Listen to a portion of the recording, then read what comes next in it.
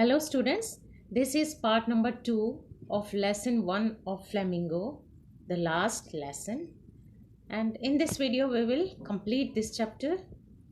So let's continue reading it. कल हमने discuss किया था कि जो विलेजर्स थे वो क्यों बैठे हुए थे क्लास में, बैक बेंचेस पर क्यों बैठे हुए थे. अब हम आगे स्टार्ट करते हैं. While I was thinking of all this, I heard my name called. अब यहाँ पर फिर आई किसको रेफर कर रहा है? फ्रेंच को. As you know French is the narrator here. तो जब वो सोच रहा है कि जब मैं इन सारी चीज़ों के बारे में सोच रहा था, उसके माइंड में आया जब एम हैमल ने उसको बताया कि ये उनका लास्ट फ्रेंच लेसन है, तो वो सोचने लगा, उसके माइंड में बातें चल रही थी. तो तभी उसी दौरान I heard my name called, मैंने अपना नाम पुकारा जाता हुआ सुना. मीन्स फ्रेंच ने सुना. It was my turn to recite, ये मेरी टर्न थी रिसाइट करने की, रेसिटेशन करने की, उच्चारण करने की. What would I not have given to be able to say that dreadful rule for the participles all through, very loud and clear and without one mistake. अब देखिए वो क्या सोचता है कि उसका नाम तो आ गया, उनके टीचर ने उसको पुकारा, लेकिन ये कह रहा है उसको आता ही नहीं था, वो पहले ही डरा हुआ था. तो ये कह रहा है what would I have not given, मैंने क्या नहीं दे दिया होता. मीन्स बदले में मैं सब कुछ दे सकता था. टू बी, बस इतना हो जाता, टू बी एबल टू से, कि मैं इस काबिल हो जाता that dreadful rule for the participles, कि वो जो मुझे ड्रेडफुल लगता था, फियरफुल लगता था, डरावना रूल लगता था पार्टिसिपल्स का, उसको अगर मैं रिसाइट कर पाता ऑल थ्रू, एक ही बारी में, वेरी लाउड एंड क्लियर, बहुत ही लाउड और क्लियर तरीके से, जोर से और स्पष्ट तरीके से, एंड विदाउट वन मिस्टेक, और बगैर किसी गलती के, अगर मैं वो कर पाता, इस काबिल हो पाता, तो मैं क्या नहीं दे देता उसके बदले. मीन्स मैं उसके उस टाइम पर उसको इतना ज़्यादा रिसाइट करना चाहता था, लेकिन मैं इस काबिल नहीं था क्योंकि मुझे वो आता नहीं था, लेकिन मैं उसके बदले में इतना शर्मिंदा था, कुछ भी देने के लिए तैयार था. But I got mixed up on the first words. अब याद नहीं किया होता, तो मैं पहले ही वर्ड्स के ऊपर मिक्सअप हो गया. मीन्स पहले ही शब्दों में उलझ गया. एंड स्टूड देयर, और खड़ा रहा. Holding on to my desk, अपने डेस्क को होल्ड करके, पकड़ के खड़ा रहा. माई हार्ट बीटिंग, मेरा दिल जो था वो बीट कर रहा था, धड़क रहा था. And no daring to look, means उसकी हार्ट बीट जो थी वो बढ़ गई थी, और उसमें इतना डेयर नहीं था. डेयर मतलब इतनी हिम्मत नहीं थी कि वो लुक अप करे, मतलब इतना साहस नहीं था, इतना करेज नहीं था कि वो ऊपर देख सके. वो इतना एम्बैरेस्ड था, इतना शर्मिंदा था. आई हर्ड एम हैमल से टू मी, देखिए कैसे लिखा हुआ है कि आई हर्ड, मैंने सुना, एम हैमल मुझे कह रहे थे.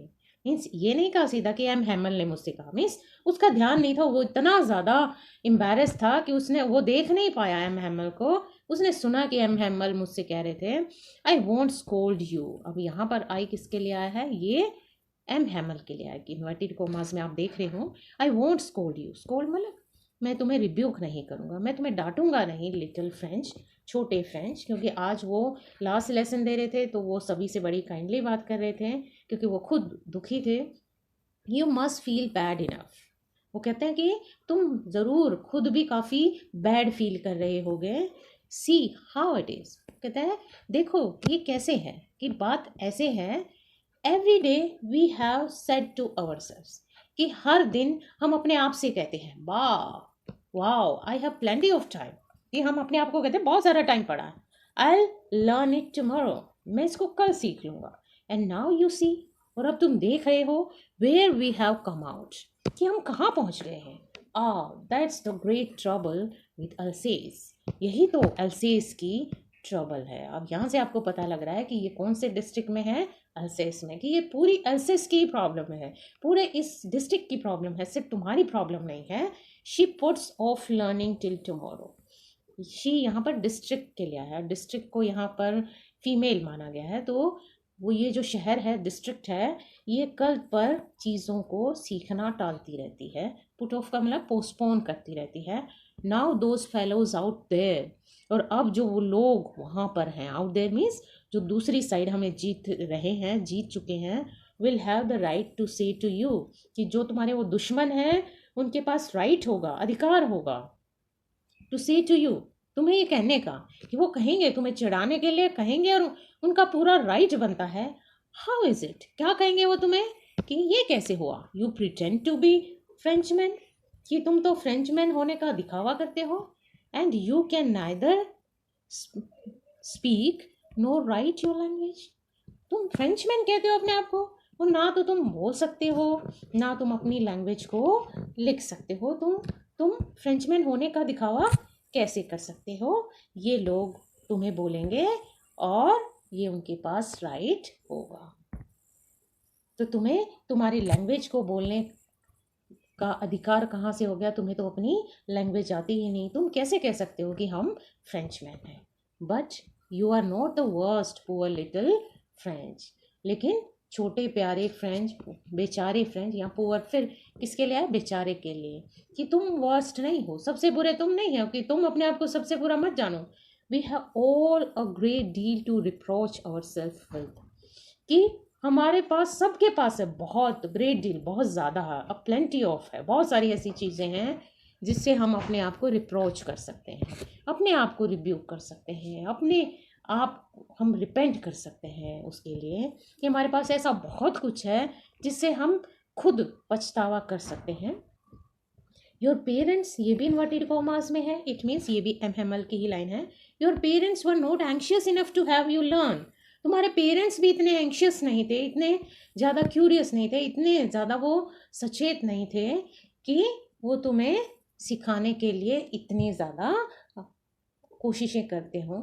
दे preferred to put you to work on a farm और एट द मिल्स, कि पेरेंट्स ने क्या किया? प्रेफर किया, उन्होंने ये ज़्यादा पसंद किया कि वो तुम्हें फार्म पर किसी काम में लगा दे या किसी मिल फैक्ट्री वगैरह में काम पे लगा दे। ये उनकी प्रेफरेंस ज़्यादा थी, ये उनकी पसंद ज़्यादा थी पढ़ाई के बजाय, so as to have a little more money, और सिर्फ इसलिए कि उन्हें थोड़े से ज़्यादा पैसे मिल जाएं। मीन्स पेरेंट्स भी इसके लिए दोषी हैं।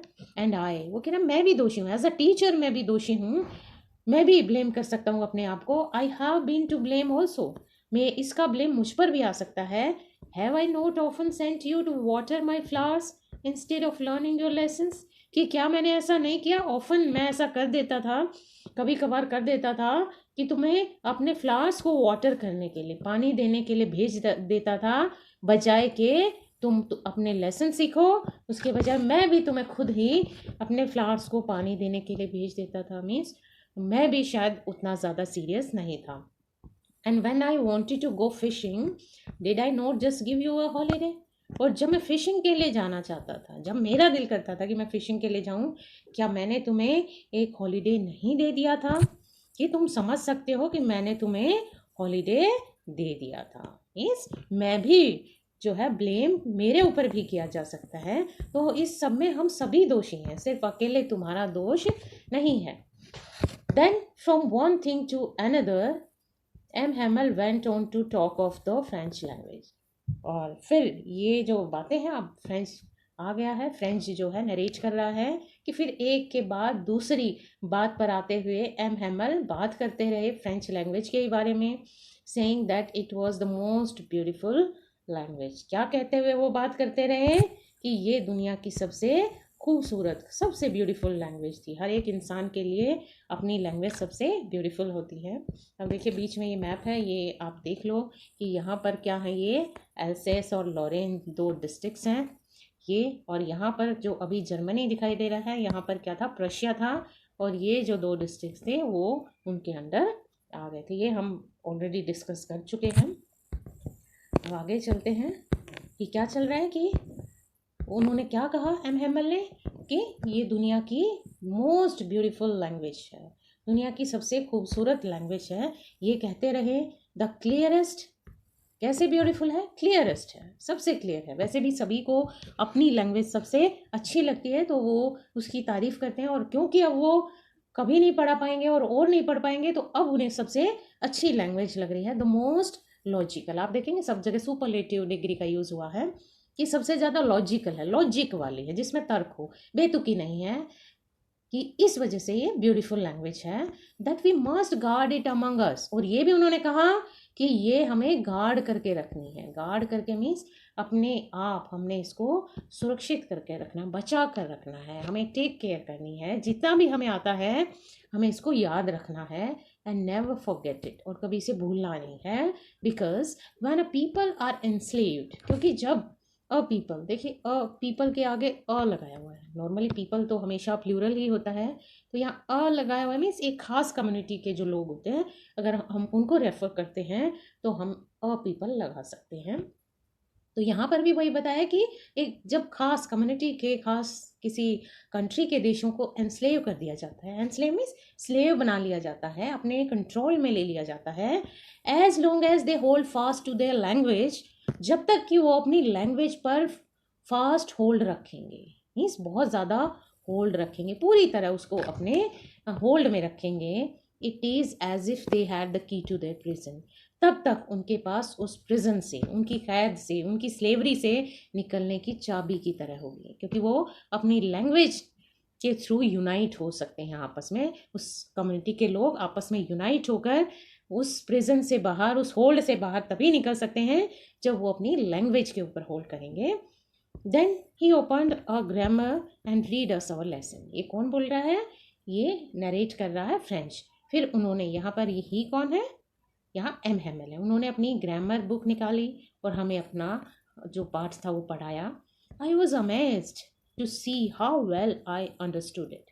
कि मैं अमेज्ड था, मैं हैरान था, सरप्राइज था कि कितने अच्छे से मैं इस लेसन को समझ गया।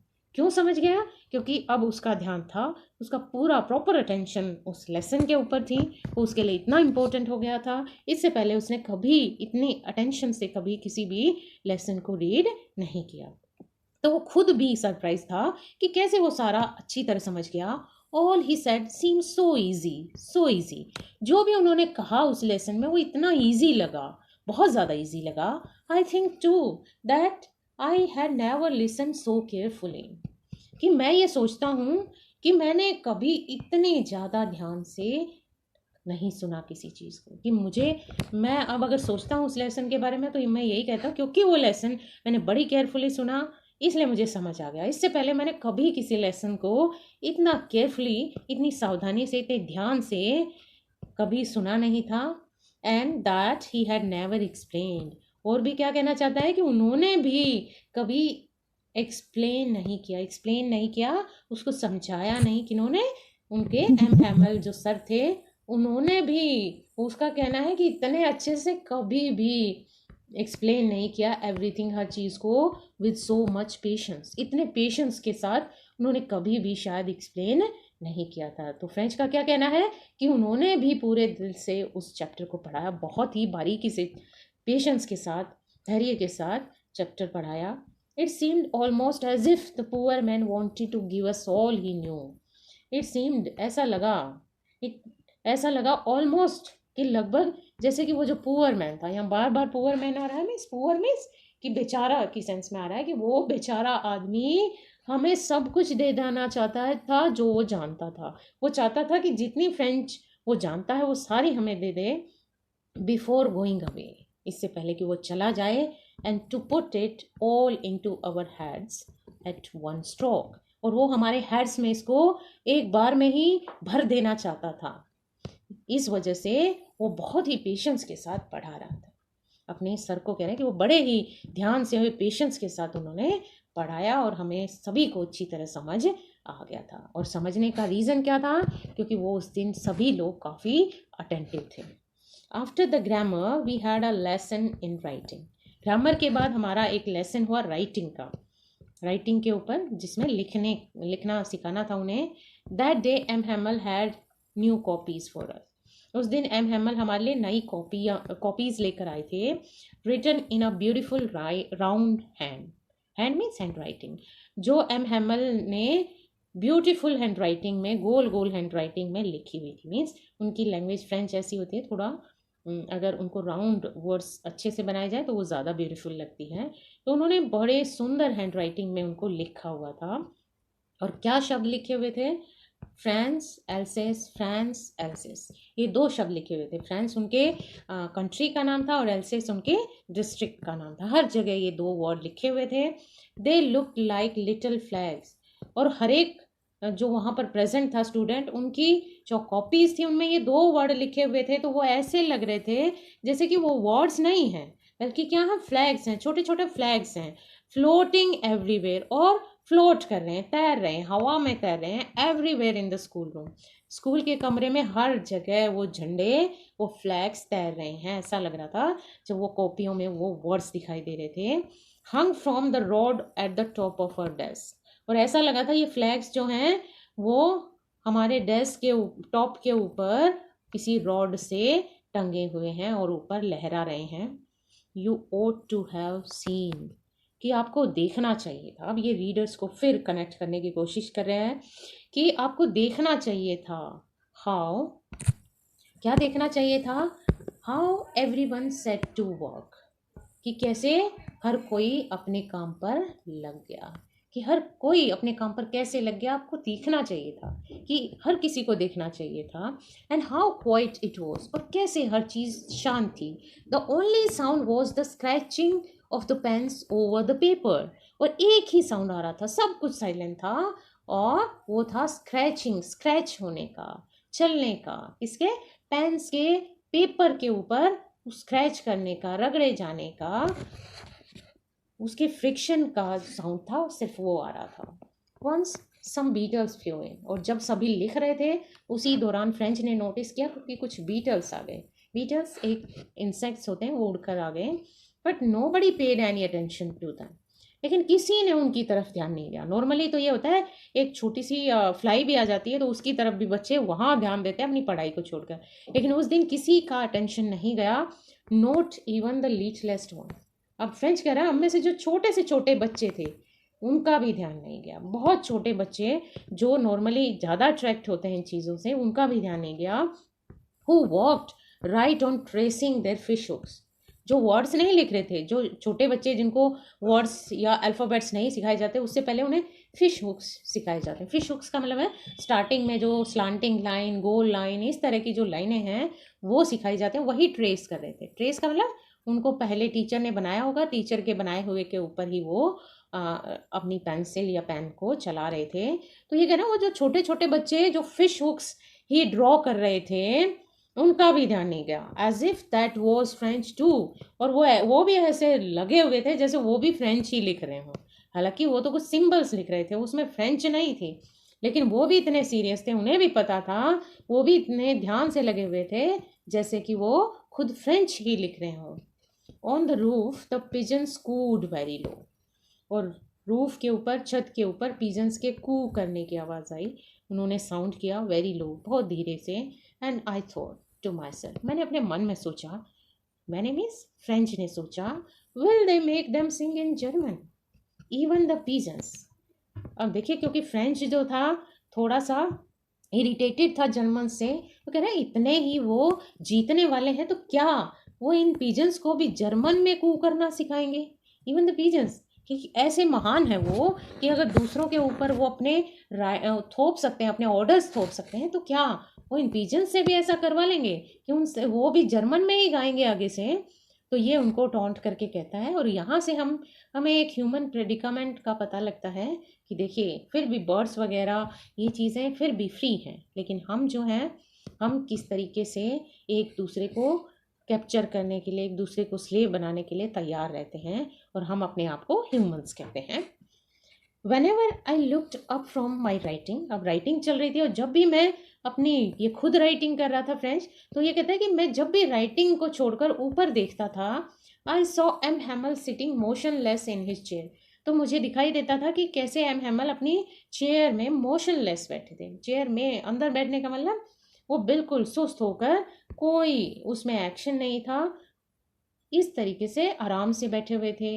And gazing first at one thing then at another, और क्या कर रहे थे? गेज कर रहे थे। गेज करना मतलब एक जगह उनका ध्यान लगा हुआ था, टकटकी लगाकर एक ही जगह देख रहे थे, पहले किसी एक चीज़ को, फिर किसी दूसरी चीज़ को रूम में, as if he wanted to fix in his mind just how everything looked in that little school room. और ऐसे देख रहे थे जैसे कि वो अपने माइंड में फिक्स कर लेना चाहते थे, बिठा लेना चाहते थे कि एवरीथिंग, हर चीज़ उस छोटे से स्कूल रूम में कैसी दिखती थी, उस हर चीज़ को अपने दिमाग में बिठा लेना चाहते थे।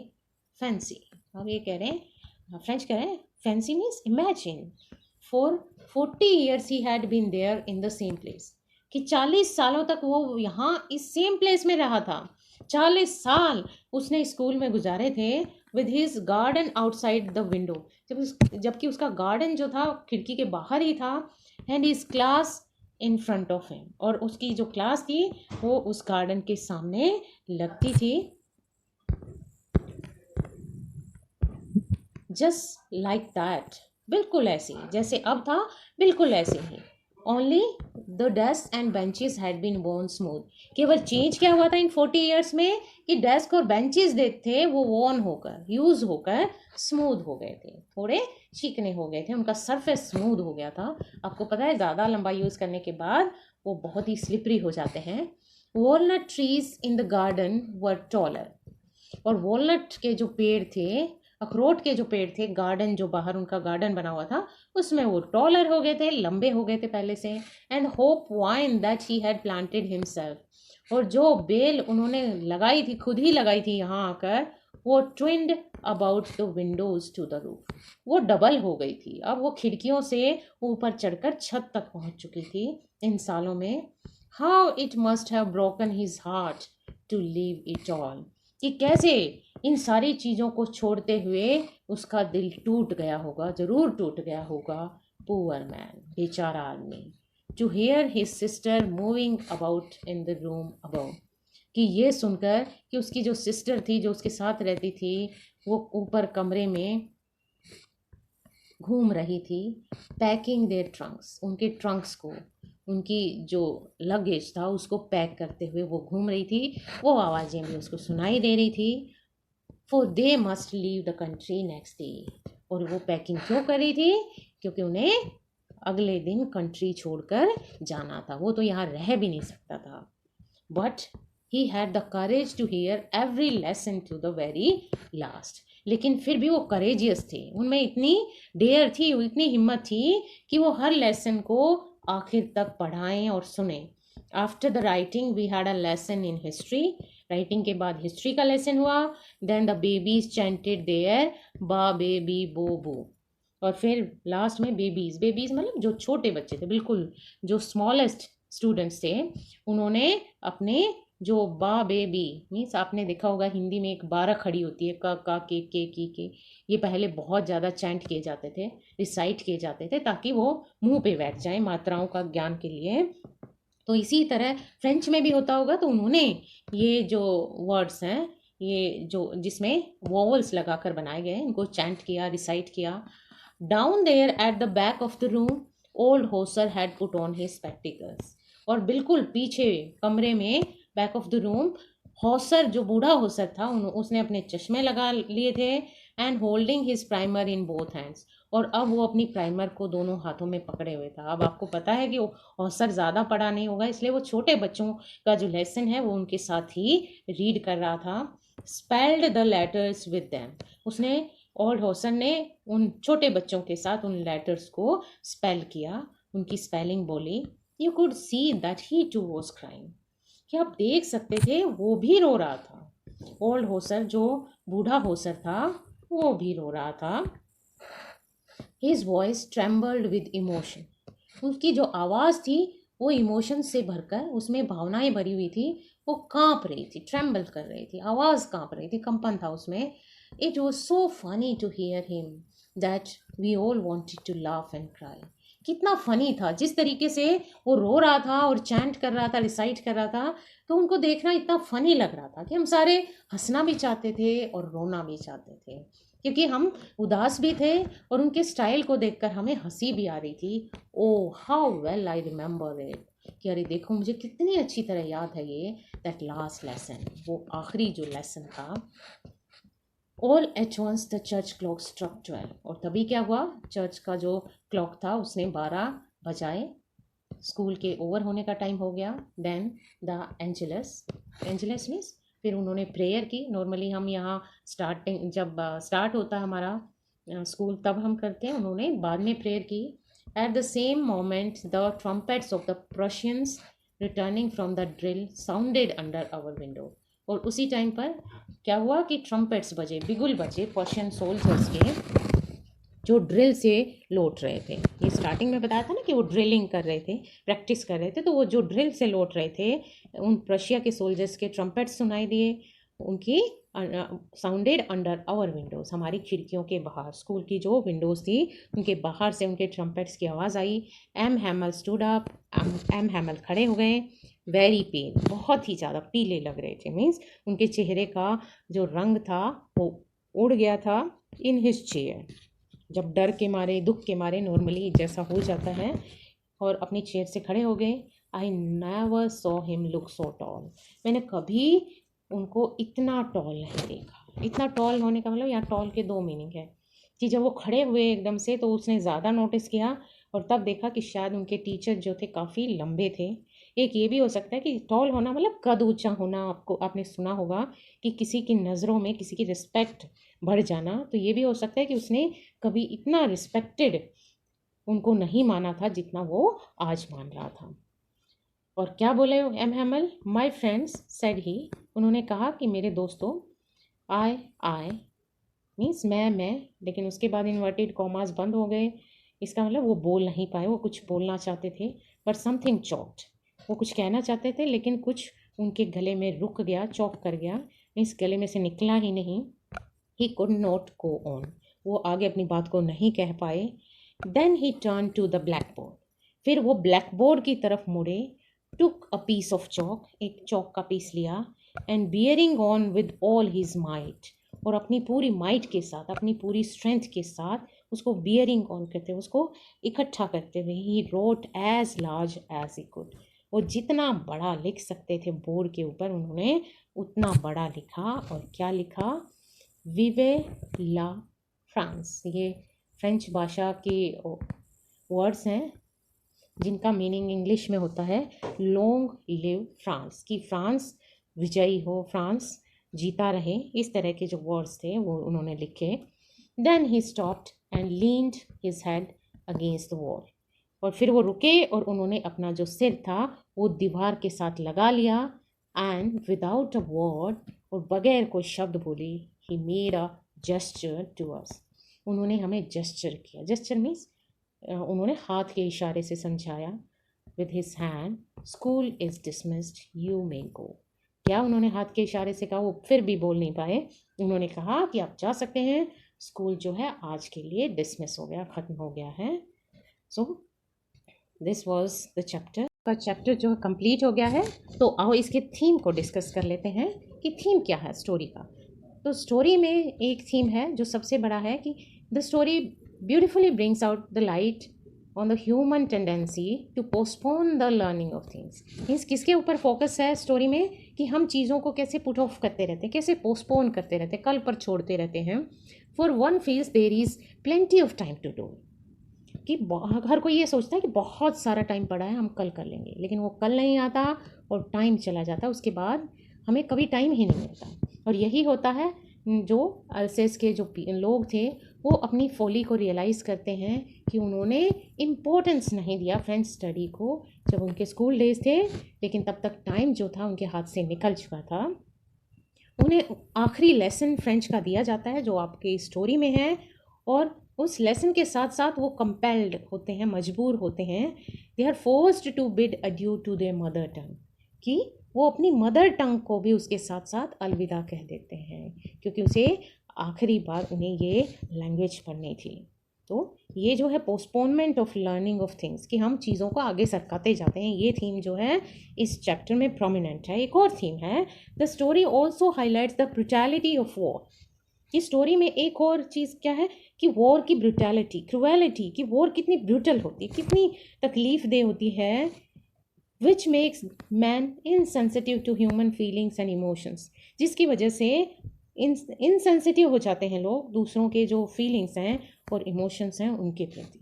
इसको भी बताया गया है। तभी तो फ्रेंच के एकदम से दिमाग में आता है कि इंसान एक दूसरे के प्रति इतना ब्रूटल हो जाता है, लेकिन क्या वो पिजन्स को भी ऐसा करवा सकते हैं? नहीं, वो केवल ह्यूमंस के साथ ही इस तरह का व्यवहार कर सकते हैं। So students, this is all in this chapter. I hope you have understood this chapter very well. Okay, bye bye.